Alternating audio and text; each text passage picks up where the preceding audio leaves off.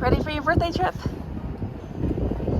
Welcome back. This week kicks off a mini-series in Copenhagen. Join us as we contemplate the meaning behind modern art, discover historic palaces, and explore Copenhagen's vibrant nightlife to celebrate Edward's birthday. Welcome to The Right Life. We're Catherine and Edward, a married couple based in London with a passion for travel and experiencing the world together. On our channel, we share our adventures from uncovering hidden gems to learning about new cultures and discovering amazing historical sites. Join us as we explore the world.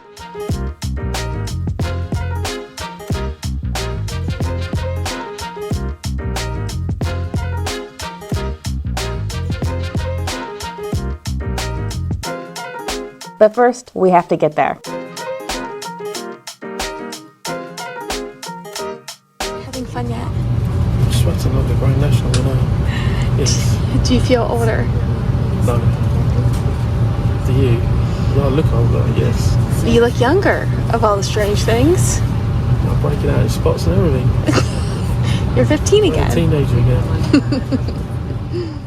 Once we touched down, we were faced with a very slow-moving immigration line. So here we are in Copenhagen. It's 1 o'clock in the morning. Just gonna go into the room. I'm already here somehow. I know, well done. Is it alright? I can deal with Nice this. big beds. Edward, I've got to show you the best part of this room. Is it my favourite room in the Your favorite in the room? Oh. You should look to your right a bit. Lovely. How did we get... Do they know who we are? It's the Best Western, so Are they going to let us stay? they're normally a bit run down, but this one looks like it's been modernised. Lovely. Yesterday was Edward's birthday. Yay! 5 again. Yeah, 25. And we flew from London. Took a little bit of time, but we got here, and that's important with the state travel is in right now. And now we're headed to the SMK State Museum. I'm going through this park first though. I've imported Carlsberg back into the country today, yesterday on the plane, so I might have those later. Because the Danes hate to see it go, apparently. Oh yes, the commercial. You ready, sweetheart? Yeah. Alright, let's go. Do you know what park this It's is? lovely that it's only like, it's just sound awful, but it's only 68 degrees Fahrenheit, and it just feels lovely compared to like a home where it's over 80. Which you don't often say that much, you know, of all the weekends to come. We picked the cool one. We picked the cool one, but to be honest, the weather's been pretty nice in the UK for the best part of 6 weeks. Yeah, drought So, time. Yes, it's quite nice to come. Everything's really super green here as well. Everything at home is like a burnt out orange, isn't it? Husk. God knows what it's like living with that kind of temperature all year round.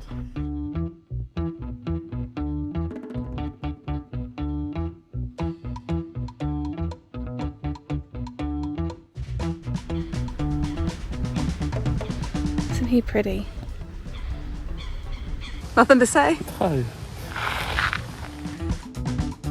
The SMK is Denmark's largest museum, and it's filled with Danish and European art from the 14th century to present day. They had a great collection of some of our favorites, such as The Judgment of Solomon by Peter Paul Rubens, Venus and Cupid Stealing Honey by Lucas Cranach the Elder, The Ill-Matched Lovers by Jan Matzes, and Christ Driving the Traders from the Temple by Hieronymus Bosch. However, we didn't really start filming until we got to the modern art wing. This is a genre of art we're not really sophisticated enough to understand. Maybe somebody could explain some of it to us.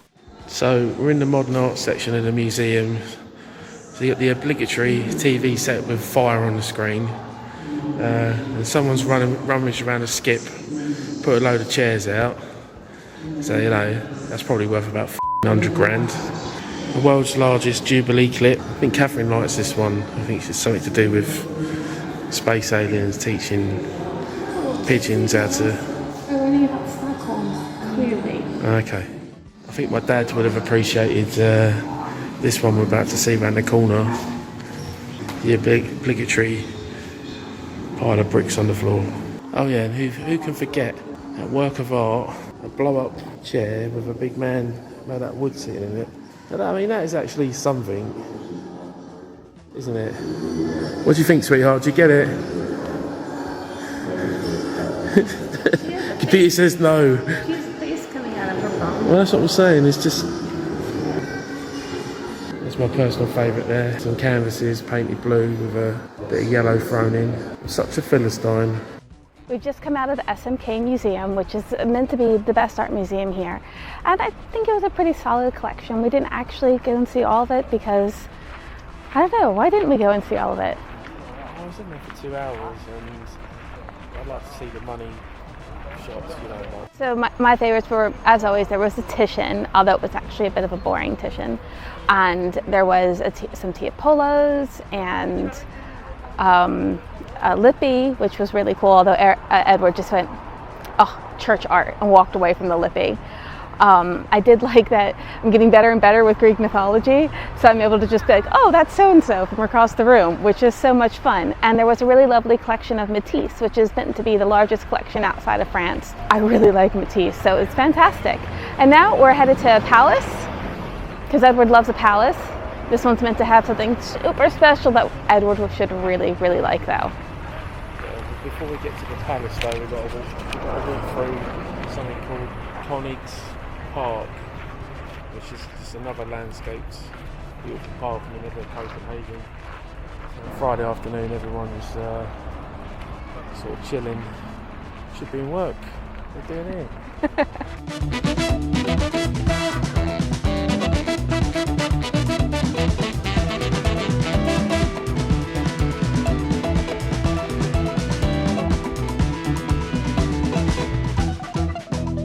Let's go across the moat.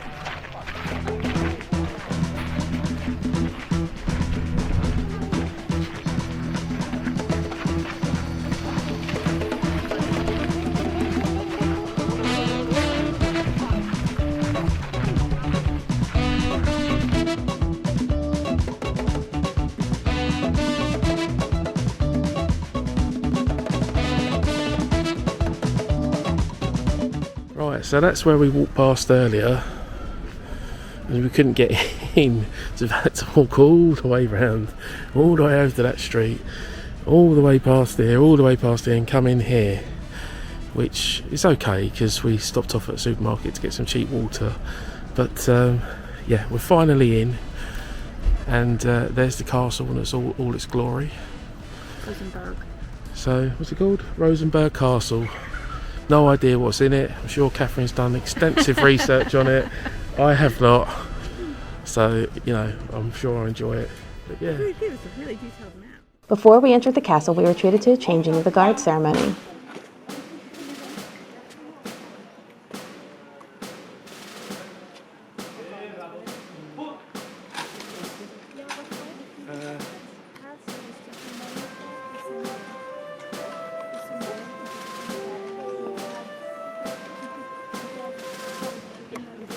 Rosenborg Castle was built in 1606 as a summer house for Christian IV. The first room is known as the Winter Room and was one of the king's private chambers. The paneled walls were covered in Dutch paintings. Unfortunately, the artists were unknown. However, the ceiling is painted by Peter Isaacs and tells a series of mythological stories.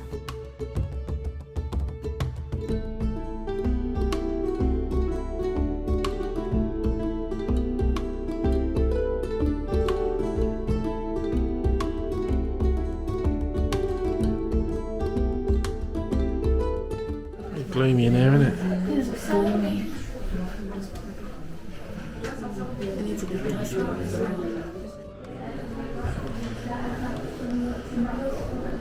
an impressive clock. Those are some ugly chairs. And all the little pieces. I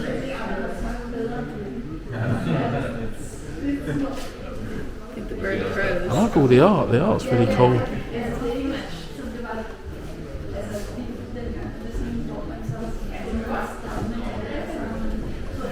Winter scenes, summer scenes.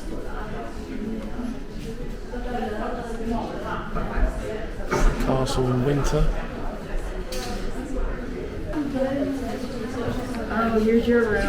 Yeah, I think I found the. Yeah, there's my favourite room in the castle. The Kazi. Well, you need a picture of that. Le Kermit. Got a ladder down there, must be deep.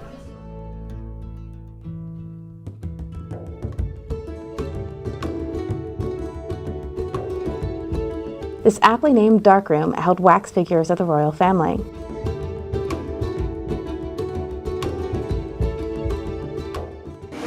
It's a joke chair. Yeah. Basically, they could grab your arms at the arms of the chair, hold you down, and then wet your crotch with it.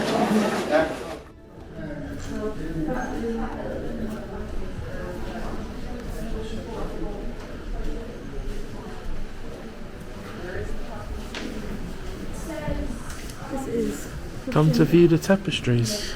Come to view the tapestries. This is the Christian. If you are Scottish Lord, I am Mickey Mouse.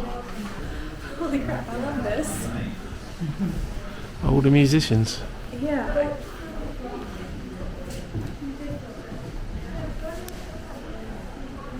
This is a musical cupboard.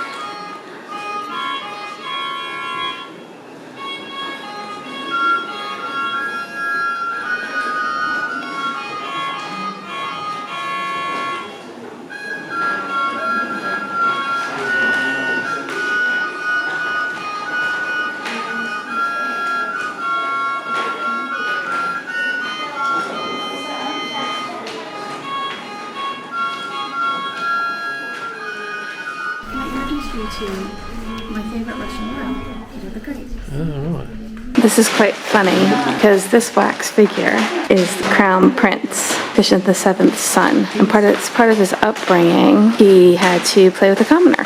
This kid over here, and his name was Carl.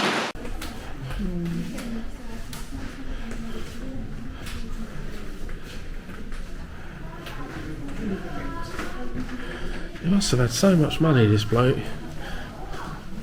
This isn't the only palace.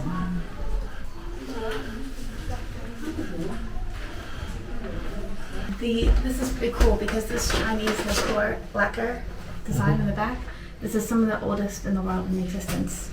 Really? Yeah. Love that tea set.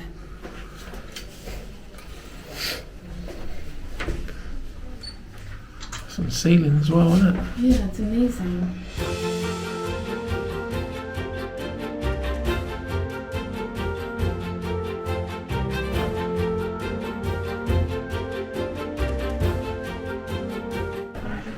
So this is made out of amber, is it? Yeah. I'd be frightened to dust that. It looks like it needs a good dusting as well.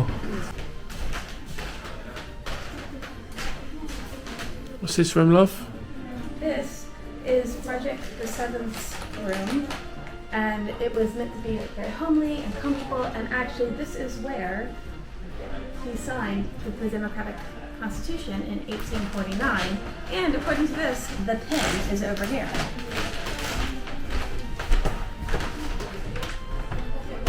I don't see a pen. No, it's a load of medals. We're going up. Try not to die. Good advice.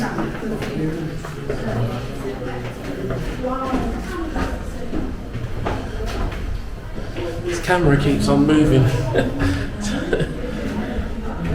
a cool camera, isn't it? It is, but I'm trying to show the staircase and it keeps on correcting.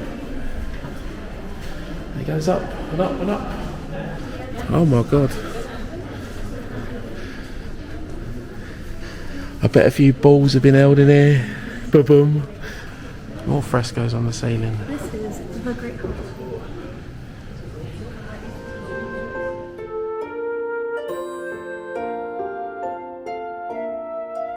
The silver lions in the Great Hall are used as guards around the throne on solemn occasions.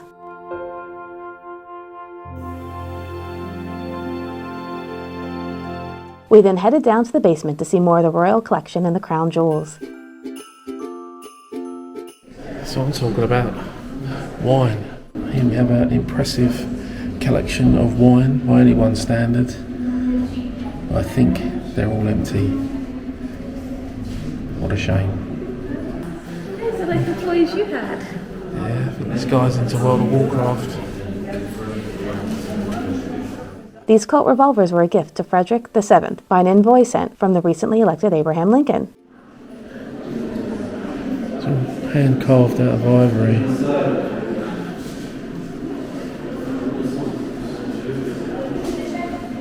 The sweat's just coming off of me. Thank you, Catherine, for that update. She's not wrong though. And here we got some more amber here.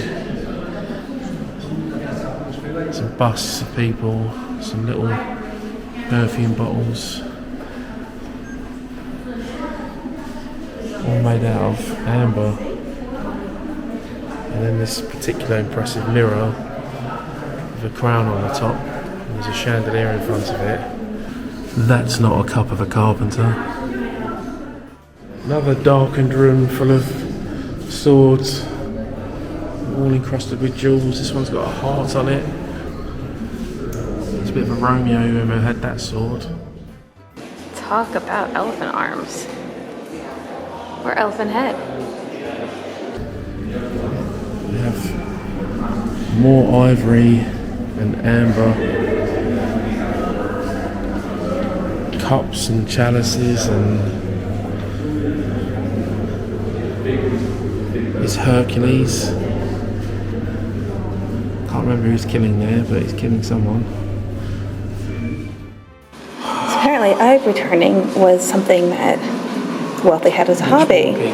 All of these objects were made by the royal family, and Queen Louise made the chandelier.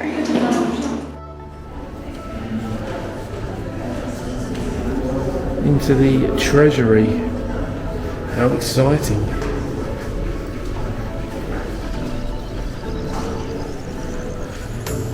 That is quite the impressive bank vault door. 1883. 1883, yeah. The last room in the castle contained the impressive Danish crown jewels.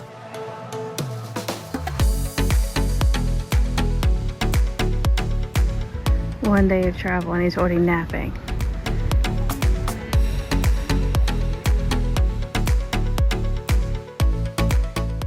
How's the metro in Copenhagen? It's good, it's weird. It's the big trains, and there's built to take loads of bikes. Lots of slots to put your bikes everywhere and all that kind of thing. Really tall carriages and wide, and it all seems to be pretty efficient.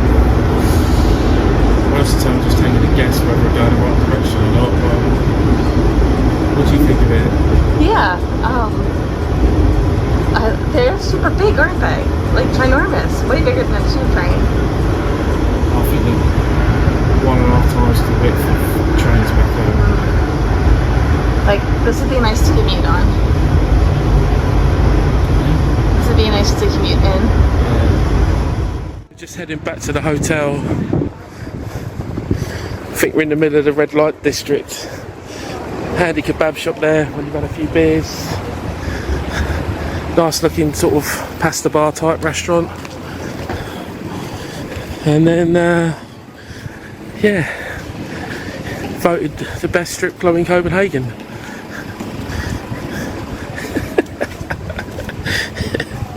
And then here's our hotel. So, in all fairness, we got here at 1 o'clock last night and we didn't hear anything. So, it's fine. But our hotel's lovely.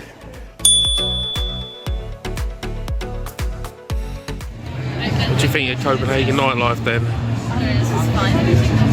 Where are we at the moment? We're in the meatpacking district. In where, sorry? The meatpacking district. The meatpacking district. Yeah. All these old buildings have been kind of converted into little pop-up pubs and things like that, haven't they? Yeah, it's pretty relaxed and it's nice out. Obviously, I'm not wearing my jacket yet, although I probably will soon to get started. And this isn't where we were meant to be. We actually haven't committed that far yet. Yeah, I think we're supposed to go down that side alley. Which we probably will. There's some nutter doing, well, there was some nutter doing kung fu and Christ knows what else. Yeah, protecting the invisible gold bullion that was on the floor. So, are you enjoying Copenhagen? Yeah, it's a very cool city. We'll see more of it tomorrow. Yeah. Like, dive in or something, I don't know. There's a lot to do here, like a whole lot to do here. I always say that though, don't I? But if you like it, you can always come back. Anyway, skull.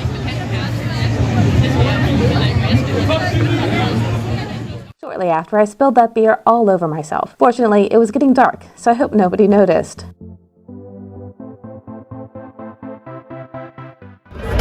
Having fun? Yeah, it's a pretty cool vibe. Lots of outside seating and all that. Were pigs yay or nay? Yeah, it is really nice. I reckon that barbecue was nice when they served it up 3 hours ago. But yeah, I think I'm going to have a kebab tonight when I'm going past the best strip club in Copenhagen on the way home. There's a nice little kebab shop next to it. It's like they've worked it out, haven't they? You know, you got a bar, kebab shop, top-rated 5-star strip club, and then a hotel. It's like a stag do's, you know, wet dream, isn't it, coming here? So for something expensive for stag do. It's not that expensive though, is it really? I mean, it's like, it's ranging between £5 to £10 a pint, so it's kind of London prices. We haven't had a meal yet, so I'm not sure about the fucking Why are we so bad at eating meals when we travel?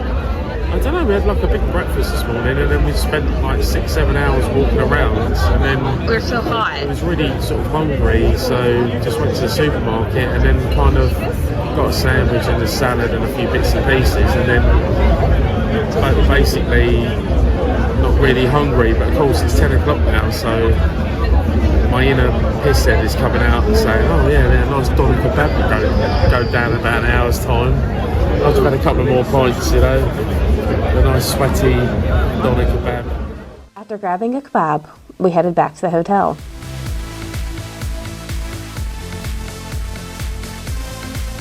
Thank you for joining us for the first half of Edward's birthday trip. If you enjoyed the video, we'd love to hear from you in the comments. And please don't forget to like and subscribe. We really appreciate the support. There are many more adventures to come.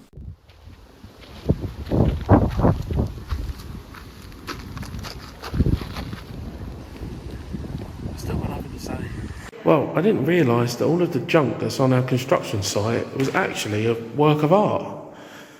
And here we have some panes of glass stacked up.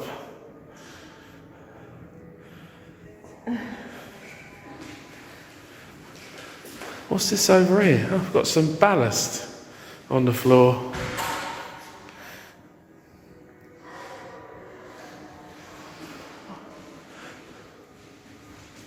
Oh no, salt. Oh my God.